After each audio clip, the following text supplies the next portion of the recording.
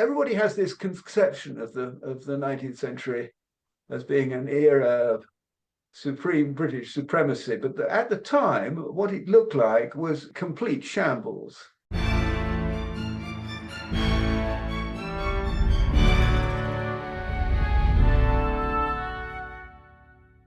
Hello. On the 20th of October 1827, in Navarino Bay on the west coast of the Peloponnese in Greece, the Royal Navy under Admiral Edward Codrington won its greatest victory post-Trafalgar. Codrington became a household name with pubs named after him, but at the highest levels of government there was fury and embarrassment. Despite Greece winning independence, the battle had given Russia supremacy over the Ottoman Empire, and British interests in the Mediterranean were threatened. Joining the podcast in this first of a two-part special is the great naval historian N.A.M. Rodger, whose new book, The Price of Victory, covers the naval history of Britain from 1815 to the end of the Second World War. In this episode, we talk the 19th century, before Wednesday's concluding chat covers the First and Second World Wars, as well as future conflicts in the South China Sea. Happy New Year to listeners from us all at Aspects of History. Plenty of great history to come, including the Mafia and the Kennedys, what we can expect from a Trump presidency, the Peloponnesian War, and a chat with my favourite living novelist, William Boyd. But until then, I'll hand you over to me talking a naval history of Britain, the Malaise, with N.A.M. Rodger.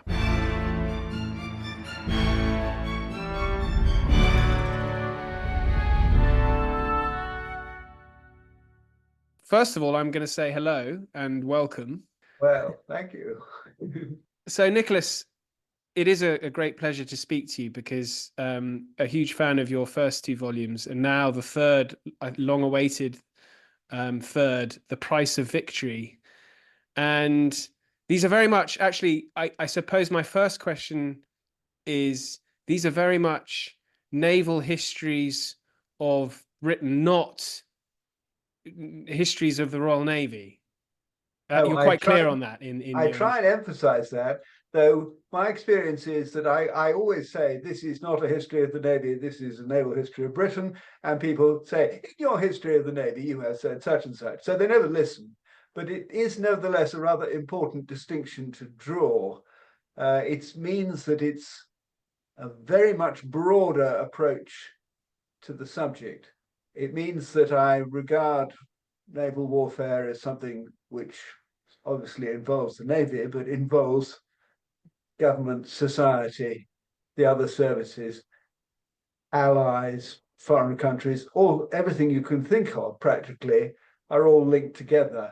And if you really want to understand what's happening, you've got to be alert to all the various connections, and the backstory is as important as the headline events.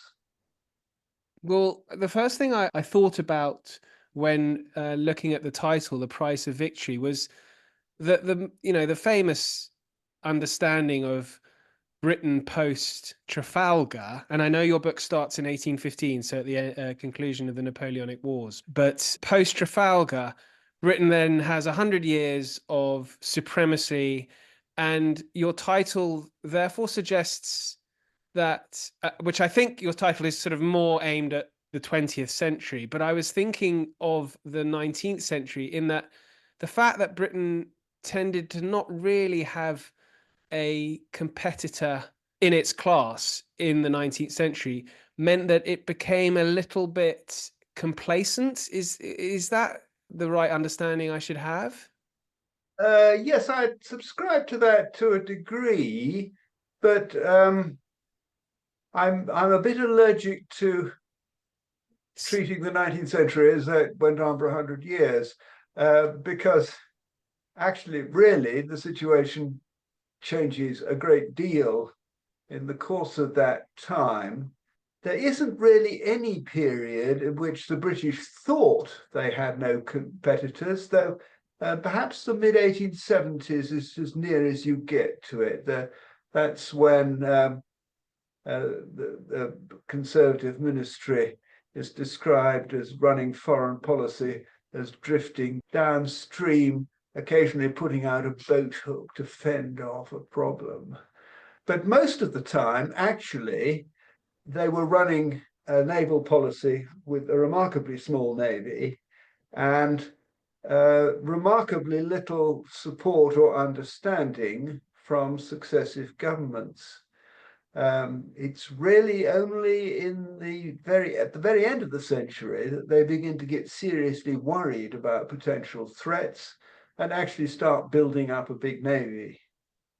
By the time of the First World War, they had built up quite a big navy. That's not typical of the 19th century, most of which was, as I say, was being run on very much on a shoestring. And there was when the public begins to notice, they start getting quite worried. Though for most of the 19th century, the public didn't know the sea existed. Well, so then in 1815, then the Admiralty and I guess the government did not then think, oh, well, we've won. Things are absolutely fantastic. You know, Britannia rules the waves. This is our century. That wasn't the mindset then. In 1815, what everybody was thinking, actually, really, was the Navy's a bit old hat. The Navy won its war. We don't need to worry about that any longer. And now we've won a real victory. That is to say, the army has fought and won. The British Army did not, on the whole, have the reputation as an organization which fought and won. For most of its previous history, it had been much smaller than its continental rivals and rather cut off from continental warfare. Not entirely, but to a significant extent.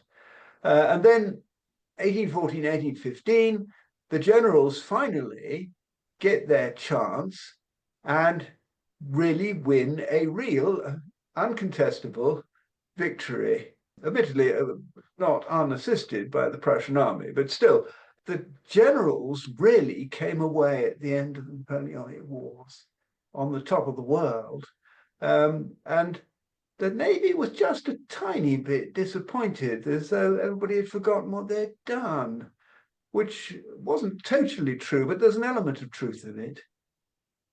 I find that extraordinary because then the next most significant victory, and I know, please tell me off if I'm concentrating too much on the Royal Navy rather than a naval history, but the next significant victory after the conclusion of the Napoleonic Wars is this glorious win at Navarino.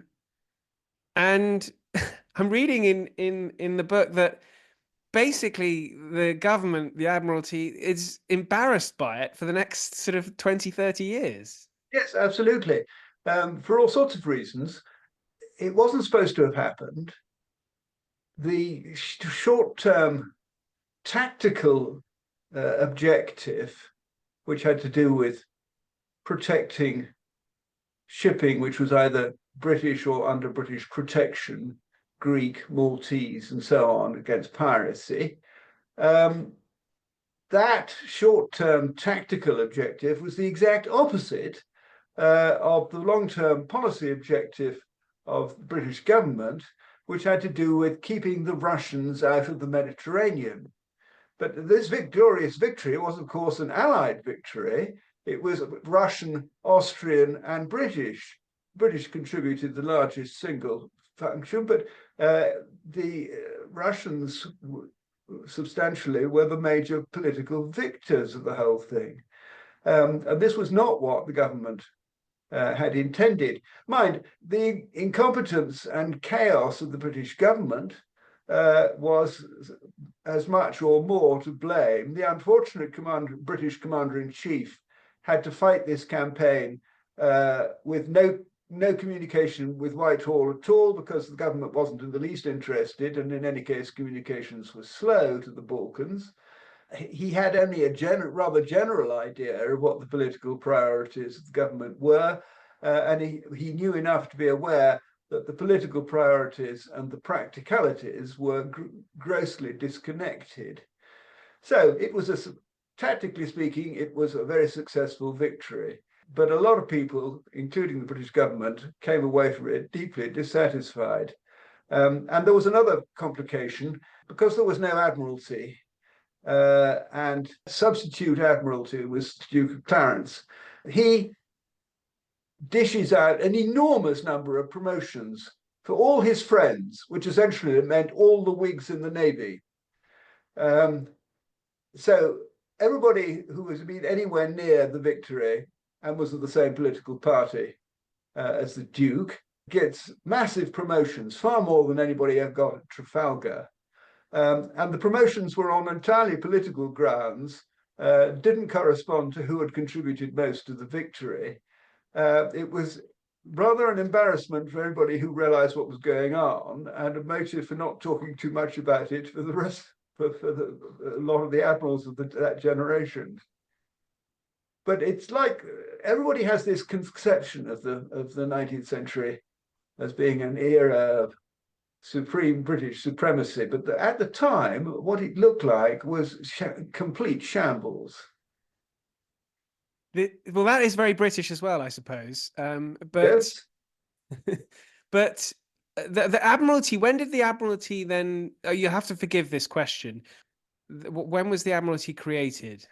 Oh, the Admiralty is simply the office of Lord High Admiral of England, which for most of the 18th century, or almost all the 18th century, had been in commission. So you have a board of admirals or a board of actually partly civilian politicians called the commissioners for executing the office of Lord High Admiral, in short, the Admiralty. And they have a little office in Whitehall and a little staff, which by the end by the mid-19th century, the staff of the Admiralty is up to about 70 or 80. It's just unbelievable. Well, remember that it doesn't do a great many of the things which the 20th century Admiralty did, but it is supposed to exercise political control, and to a limited extent, it has some administrative functions. Then when they abolished the Navy Board in 1832, all the administrative functions are dropped on the Admiralty, or alternatively simply abandoned and forgotten about. But from that point, the Admiralty has a larger administrative responsibility. And in the late 19th century, when it begins to dawn on the public that naval administration is a shambles and that this may actually be quite dangerous, the administrative side of the Admiralty begins to grow. But for much of certainly the middle years of the 19th century, the dominant ethos, particularly though not only among Whigs, is that all administration is wicked, corrupt, and disreputable. And business should be run by gentlemen, by which they understood amateurs, emphatically not experts. Experts are corrupt, disreputable, or the wrong sort in every possible way. Particularly the people who abolished the Navy Board, they get rid of the Navy Board partly because it's nothing but experts. We don't need experts. We want gentlemen. Gentlemen are incorruptible. Gentlemen know what matters. Gentlemen are the obvious people to take charge, serious responsibility, because a gentleman always knows what to do. It doesn't need to be told what to do by some oik who claims to have some specialized expertise. And it's really only slowly, and as a result of some strikingly unsuccessful things, that towards the end of the 19th century, they start slowly and reluctantly buying into the idea of the Admiralty having expertise available. And in particular, the expertise which the Whigs most disliked was having naval officers in the Admiralty. And it took a long time before there was more than a very small number of them. If you looked at the Admiralty in, say, 1880, there were probably 30 or 40 naval officers in the Admiralty, mostly in what we might think of as rather marginal activities. The hydrographer of the Navy and the hydrographers were among the largest group. And they're often used as a kind of unofficial naval staff in a period where there isn't any naval staff at all. But if you want somebody to do something, and you need somebody who actually could tell the sharp end from the blunt end, they're in serious trouble actually to find any naval men within reach.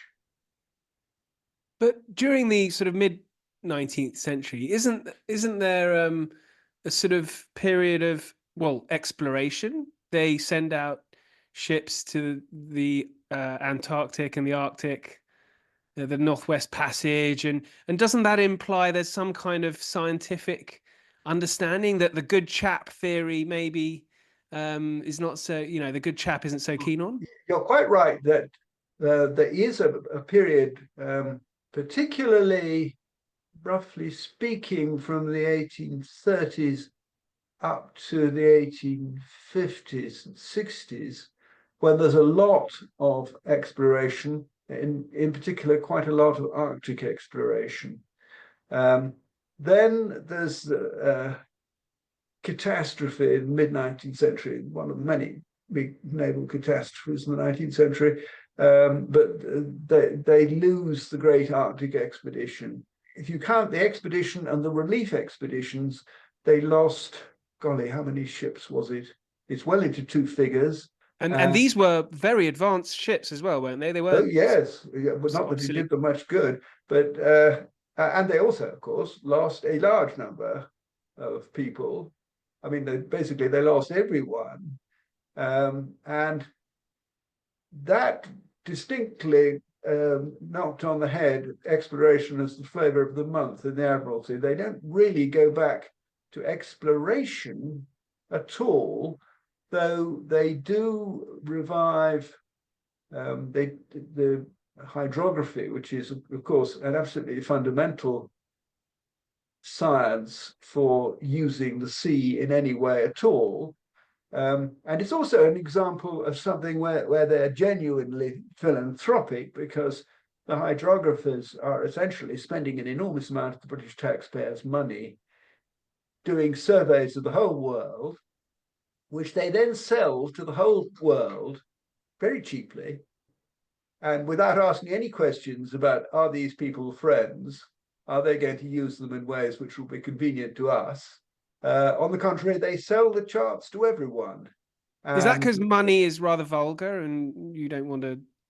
No, I think it's because they're genuinely committed to using the sea in a philanthropic way. And behind this, there's a lot of this is the great age of free trade. And free trade from the 1840s is identified as the national foreign policy of Britain. And free trade is fundamentally philanthropic because it's the way in which poor foreign countries can grow to become rich foreign countries. And they're absolutely clear that it is in Britain's interest to make friends with all the nations of the world by being helpful to them. And that if Britain uses its power abusively, it will make enemies. And we are only a small country with a small population. In the end, if we make enemies of everybody, the result will be fatal. So we have to act in a responsible and humane way towards other countries. And you can be cynical about this, but I think that they were right as a policy. And when you get to the run-up to the First World War and the First World War itself, you really see what happens when neutral countries all over the world are forced to choose between a brutally abusive country like Germany and an annoying but nevertheless ultimately quite benevolent country like Britain. And you can, if you look at in detail the way in which British foreign policy is run during the First World War, Ultimately, they as always, the dominant naval power annoys everybody else. They push the net neutrals around, they tell them what they can and can't do, and the neutrals get very annoyed at it. But when it comes to the crunch, the Germans were brutal and abusive. They really believed and absolutely practiced the principle that in wartime, Germany can do anything. There is no law that governs the activities of the German armed forces in wartime. There are no laws of war in Germany, and so they're brutal, and they sink merchant ships. And after they sink the Lusitania, remember they sink a passenger liner with an enormous number of civilians killed. Basically, almost the whole of the world walks out on supporting Germany in anything. And it's catastrophic in the long run, its impact on the German war effort. And what do they learn from all this? They learn how to do it even worse for the next war and lose even more friends even faster. The British were considerably better at it than that. Considerably better, I mean, at running a foreign policy which actually served national interests. Hello, Ollie here. Please forgive my interruption, but I wanted to let you know that at Aspects of History, we produce a digital magazine featuring articles, interviews, short stories and book reviews of the best historical writing available. Authors featured including Ben Macintyre, Lucy Worsley, Andrew Roberts and plenty more. An annual subscription is available for only $9.99, that's pounds or dollars. Yep, you heard that right. That's 6 issues for under £10 or dollars. Head over to aspectsofhistory.com to subscribe, where you can also gift subscriptions. Now back to the show. Going back in time a bit, you mentioned the social makeup of the Royal Navy. And I was reading in a section that around the 1840s, and then I think again in the 1860s, I'm being very vague on the dates, but there were social changes where there was an increase in the number of commissioned officers, which I then made a leap in assuming that that would mean a sort of, I guess, an increase in the sort of franchise of the opportunity for advancement in the Royal Navy. And then just as a side issue, I'd always imagined that the Royal Navy was a fantastic opportunity for people who did come from more humble backgrounds, and that it was a sort of meritocracy once you were on board a vessel. That's an interesting and an important point. I don't entirely subscribe to that, though. There are continual changes, but broadly speaking, the Navy in say, the 18th century is very much, naval officers, I mean, are very much middle class. There are a handful of senior officers who might at a push be described as connected with the nobility, but most of them are, well, middle class would be fair. A la Nelson. Nelson is a perfectly typical example and not at all unusual. Now, the 19th century is much more class conscious than the 18th. In general, Britain becomes much more class conscious, I think. And the Navy, the way in which naval officers are recruited and promoted is one which increasingly is essentially running informal but quite effective social filters. And it would be safe to say that most of the 19th century, naval officers are drawn, they're still middle class, there are still not very many people from the nobility, but they're very definitely the upper middle class. And the filters are, amongst other things, not solely, but in particular, financial ones.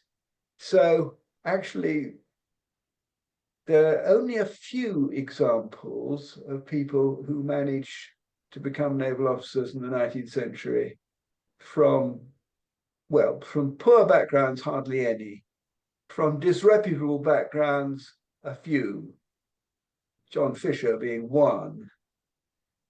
I mean, John Fisher's father was a very unsuccessful army officer on the margins of the Indian Army, who, to try and improve his income, I think, becomes the ADC, naval ADC to an army general anyway. And he wasn't very successful. And basically, young John Fisher, one of his large family, there's another reason why he hasn't got any money, is because he's a much too large a family. Young John Fisher, Sir John, and of course, in the far distant future, manages to ditch his embarrassing parents and make a career for himself. He seems to have, well, his father died when he was quite young. He abandoned his mother. His mother lived all the way through his adult life in London, and he never visited her, never acknowledged her existence. He was certainly quite a ruthless man, John Fisher.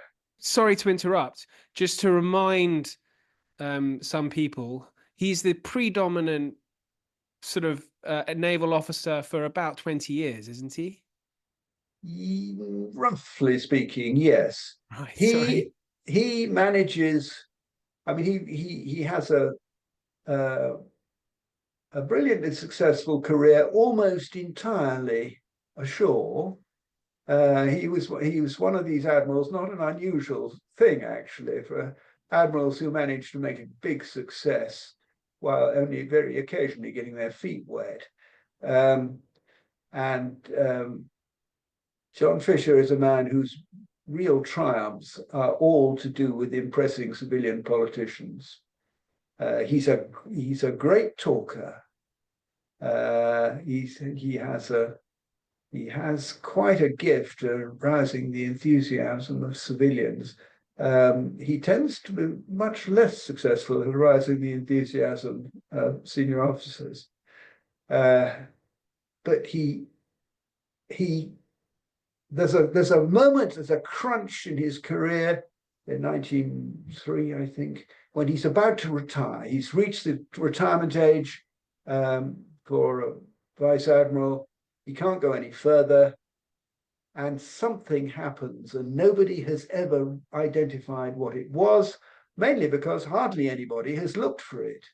And I infer what was going on, namely that he had promised the senior people in the Liberal Party, but if they could get him into the Admiralty, he would save an awful lot of money for them. And of course, politicians are never reluctant about saving lots of money. For the Conservative point of view, this was treason. He was knifing the Navy in the back to advance his career. And I think that's, broadly speaking, exactly what he did do. But I can't prove it because, I mean, really, if I had had a couple of years to spare and had done a really good bit of research, it would have been wonderful. But the fact is that this whole thing, I went seriously ill for some time for a start, and it was frightfully behind time. So I couldn't mount a big research trip to try and discover what on earth was going on. But there's a puzzle there which hasn't been answered. I wish I could persuade somebody to tackle it. Yeah, this sounds like there's a book there. I think there is. Yeah. But okay, he returns in 1903, but then we see in the 11 years leading up to the First World War, no one knew the First World War would begin in 1914, but war is almost it's expected. And they embark on a huge shipbuilding program, don't they, with all these dreadnoughts? Yes, that's all that is true. And Fisher is very much involved in all that. And this sort of naval arms race involves spending prodigious amounts of money, and it involves Fisher getting another 2 steps in rank and another 10 years at the top of the Navy. And I think myself that but well before the end of that, he was well past his sell-by date, because Fisher was good at some things. He was good with people.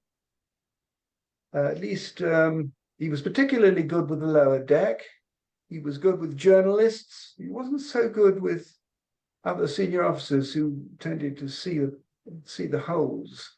But he's a great political admiral, but he is, I think, somebody who sold the Navy down the river. And he was certainly not expecting, he had no idea of Germany as an enemy. Germany wasn't an enemy for very long. I mean, basically, the Germans managed to generate a quarrel over the South African War, and they push an aggressive naval building program, and it lasts until 1912, I think it is, don't quote me on that, when the Germans give up the naval arms race. Germany is basically runs out of money. The Germans were convinced that they couldn't run out of money. The Kaiser said it's nonsense to say that we can spend as much money as they like. The treasury is overwhelmed with money. We can build as many ships as we like. Of course, they couldn't. They didn't have unlimited amounts of money. They didn't have unlimited amounts of shipyards, and they were basically bankrupt before the First World War came. And that's partly because the German army puts its foot down. You see, for a long time, the German army had just allowed the Kaiser to indulge himself with his mechanical toys. He's playing with boats. And getting up his cousin's nose. Well, eventually, you see, it gets to the stage when, for a long time, the way that German Navy was financed is rather complicated, but essentially it's drawing money from a different pool from the Navy. But eventually the Navy starts using so much money that it's draining the Army's pool as well. And the generals put their foot down at that point. And even the Kaiser begins to get disenchanted with his mechanical toy, which is what I may say the admirals called, and even more the generals, but the courtiers generally called the German Navy the Kaiser's mechanical toy, behind his back, of course. I just wanted to explore, you mentioned Fisher sort of knifing the Navy in the back. Why is that if they are increasing shipbuilding, in effectively enlarging the Navy in the build-up to the war? Well, the question I think one has to ask is, what does Britain need a Navy for? And there are a lot of extremely intelligent people in and around the Admiralty and the country in general who are asking that very question. Broadly speaking, the Liberal Party is not enthusiastic about building battleships for the hell of it. They accept that it is necessary to have naval supremacy, but they're not convinced that it's necessary to spend infinite amounts of money to do it. The Conservatives were rather more likely to go for a default position, build another battleship, and that'll solve the problem.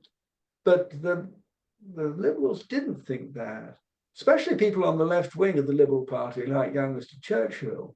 He was as ardent a defender of British naval supremacy as anybody, but he refused to believe that it was necessary to build as many ships as in the end they did do, because the Germans forced him into it, because the Germans put him in a position where he had to build more ships or sacrifice British naval supremacy, which there was nobody in British public life who would vote for that.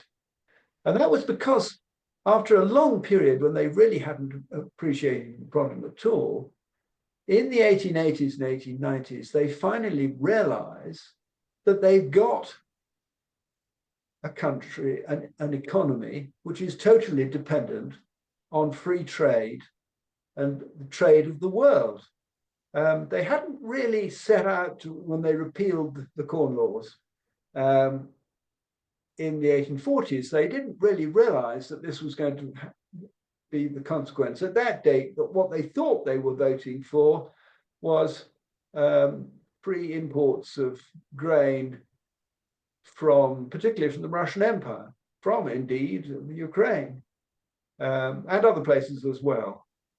But by the end of the century, they're talking about promoting free trade all over the world, and Britain dominating the world trade and commodity markets. And for that, it's absolutely indispensable to have free control of the sea. And of course, they've solved the early Victorian crisis about the condition of England, i.e., what do we do about the fact that most of the poor are starving? They've solved that. The poor aren't starving any longer. The poor are well fed on imported meat and grain. And this is wonderful, so long as you can continue to import. But then by the 1890s, they've realized that actually the price of victory, and this is the point of the title of the thing, the price of victory was actually a big and possibly fatal vulnerability to hostile navies. And this is why they're really serious about maintaining naval defense, because they realize that they've got themselves into the position where they can't survive without naval supremacy. The 18th century Navy, 18th century Britain imported quite a lot of food, but was still more or less self-sufficient in food. They weren't so desperately dependent on naval strength for food, though they were, as they believed at any rate, dependent on naval strength, to keep the wicked Catholics out. By the end of the 19th century, they're no longer lying awake, worrying about Spanish Armada and Catholic invasion. They are beginning to lie awake, worrying about feeding the poor if we ever lost control of the sea. And when the German submarine offensive comes along, that was the threat which they face. Thanks so much for listening. I have part 2 coming up on Wednesday, so don't forget to subscribe or follow so you don't miss out. Plenty more great history is on the way, so please do give a kind or even generous review. But until then, thank you and good night.